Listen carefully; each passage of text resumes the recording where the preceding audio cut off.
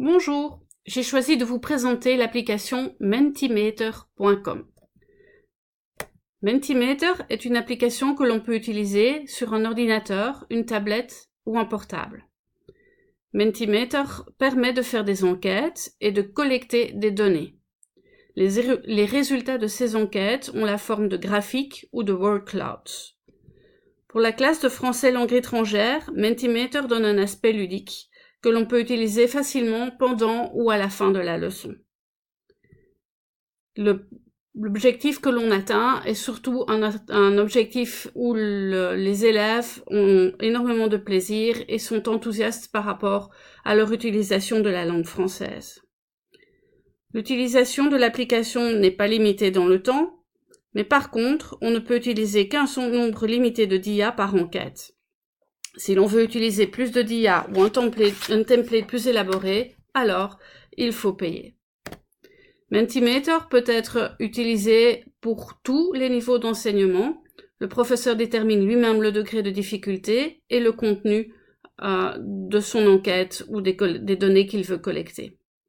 Le professeur a un rôle actif dans la préparation, mais ne fait que collecter les données. Par contre, les élèves sont actifs et ils sont souvent aussi très enthousiastes.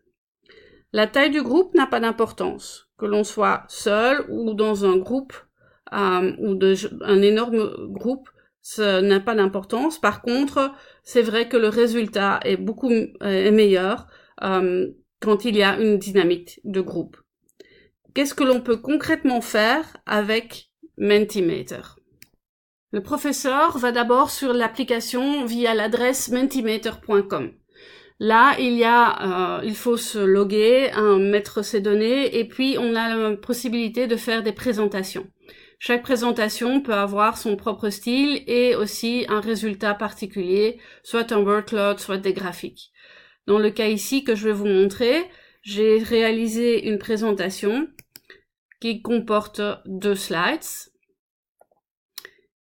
Par exemple, le cas où on aurait envie de tester la connaissance grammaticale de l'utilisation de certaines prépositions. Donc, la bonne réponse est bien sûr chez le docteur. Les élèves remplissent via le code et réagissent. Je vais vous montrer concrètement comment j'ai fait. Donc, par exemple, si je veux savoir qui a présenté l'application la plus intéressante aujourd'hui, je me mets sur ma présentation, j'appuie sur « Présente ». Et du coup, j'ai l'écran en fait qui va être projeté au tableau pour les élèves. Les élèves de leur côté, eux, vont sur un autre site qui s'appelle menti.com. L'adresse est donc différente. Et là, ils encodent le code que je viens de leur donner, qui est ici dans notre cas le 80 38 64. Ils rentrent le code et ils ont donc en direct la question qui leur est posée. J'ai déterminé aussi le nombre de réponses que chaque personne peut donner, s'ils peuvent en donner une ou plusieurs, et dans ce cas-ci, bien sûr, il n'y en a qu'un. Donc, prenons un exemple. Si, par exemple, aujourd'hui, Sine a fait la meilleure présentation, c'est ce que j'estime, par exemple, j'écris son nom, et puis je mets « Submit ». Du coup, les élèves, eux, vont recevoir, s'ils veulent, la réponse ou le résultat de l'enquête via email sur leur adresse email propre. Par contre, chez le professeur, voilà, on voit que Sine apparaît et on voit aussi le nombre de personnes qui ont voté à l'écran.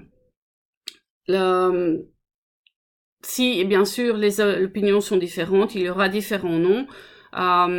Pour le nom le plus sollicité reviendra comme étant le nom le plus grand ici sur la fiche.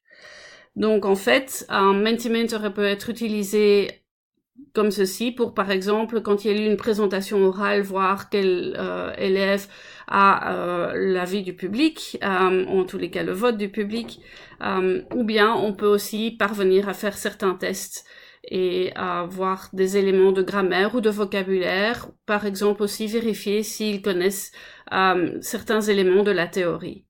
Voilà, j'espère que ça vous a intéressé. À bientôt!